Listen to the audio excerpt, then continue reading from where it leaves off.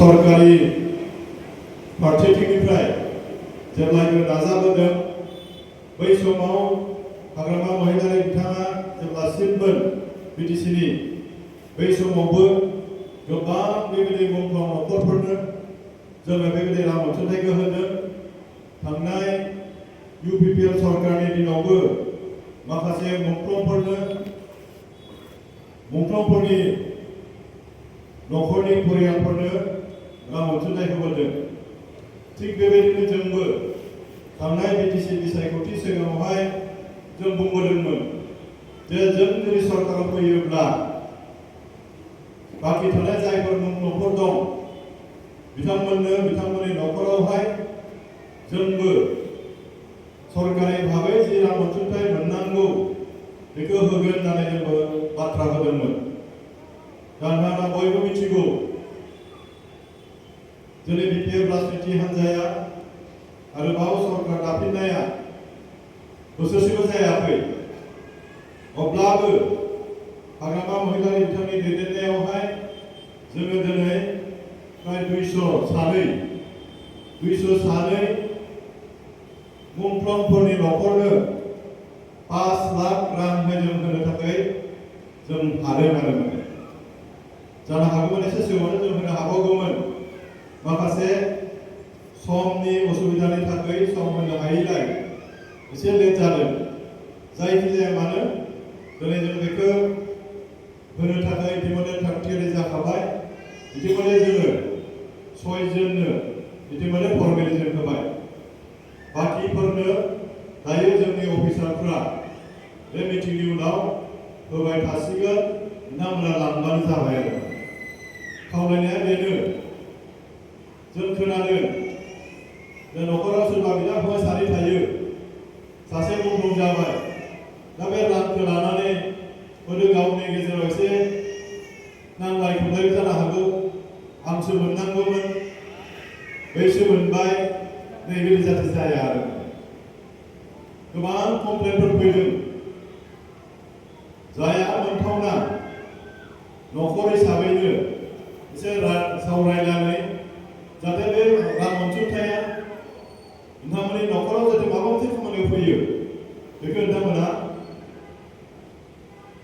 मोनसे मोजां सिद्धांत लागोन आरो सरकारनिफ्रायनो दा होनोसै रांखौ, खिन्थु राङा जाहाथे मोजां खामानियावहाय बाहायजानाय जायो।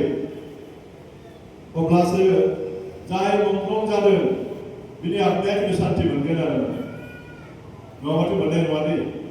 नखरावनो जुदि बे रांखौ लानानै जुदि नांलाय खमलाय जुदि जायोब्ला जोंबो खोनाब्ला दुखु मोनगोन आरो हाग्रामा महिलारियाबो दुखु मोनगोन। दा बेखायनो खावलायनाय थाबाय आरो जि नखरा मुंख्लं जादों बिथांमोनानो मोननांगोन रांखौ आरो गुबुना जाहाथे बिनि सायाव जाहाथे आखाय होनो हाया बेखौ आंनिफ्राय खावलायनाय थाबाय।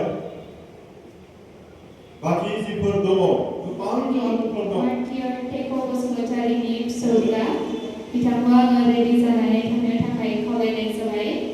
नैथियाव दं जोंहा उमेश बसुमतारी, मार्टियर सेवाली बसुमतारीनि सिस्टार। आरोबाव दं जोंहा टार्जन नार्जारी, मार्टियर नयन नार्जारीनि ब्रादार। आरोबाव दं जोंहा राजु बसुमतारी, मार्टियर सानस्रि बसुमतारीनि बिमा बियानै। आरोबाव दं जोंहा हितेश्वरी दैमारी, मार्टियर कन दैमारीनि फिसाज्ला। आरोबाव दं जोंहा थानेश्वर नार्जारी, मार्टियर प्रकाश नार्जारीनि बिफा। गिबियाव आङो बिथांमोनखौ थागथियारि जानानै थानो थाखाय गुरै खावलायहरनाय जाबाय। प्रताप बसुमतारी, मुंख्लं थेख' बसुमतारीनि फिसौज्ला। फैनानै चेकखौ आजावहैनो थाखाय प्रताप बसुमतारी, मुंख्लं थेख' बसुमतारीनि फिसौज्ला। आरो बिनि उनाव दं उमेश बसुमतारी, प्रताप बसुमतारी। आङो बिथांनि चेकखौ जोंनि लिलिमा गोनां गाहाय आलासि सार श्री रिहन दैमारिनि आखाइजों गथायनो खावलायहरनाय जाबाय। बिथाङानो जादों प्रताप बसुमतारी, मुंख्लं थेख' बसुमतारीनि फिसौज्ला।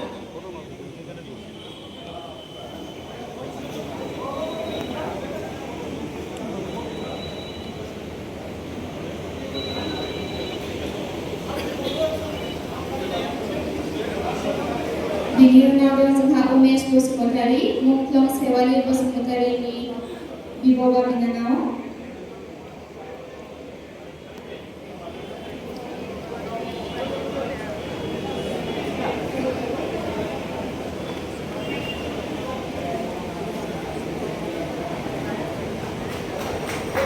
गोजोन्थों सार।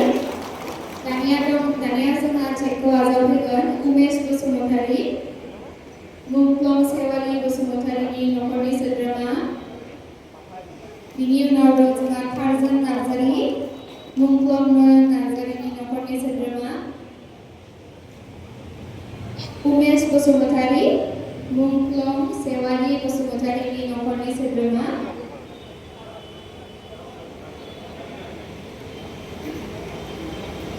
बिथांखौ गांसे आर'नाइजों बरायनायजों लोगोसे बिथांनि चेकखौ गथायनो गुरै खावलायहरबाय।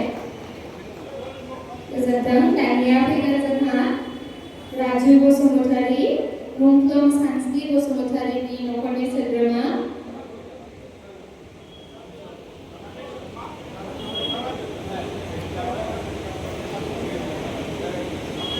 बिथांखौबो गांसे आर'नाइजों बरायनायजों लोगोसे चेकखौ आजावनो खावलायहरनाय जाबाय।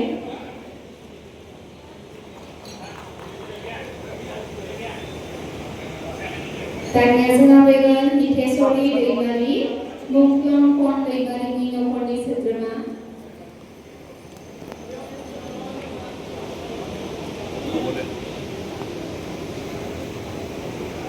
दानिया जोंहा दङ हितेश्वरी दैमारी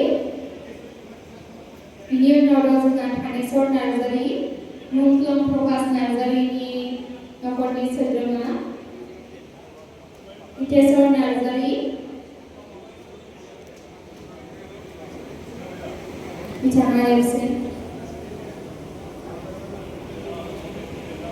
दा जोंहा चेक गथायनाय हाबाफारिखौ बे समाव दान्दिसे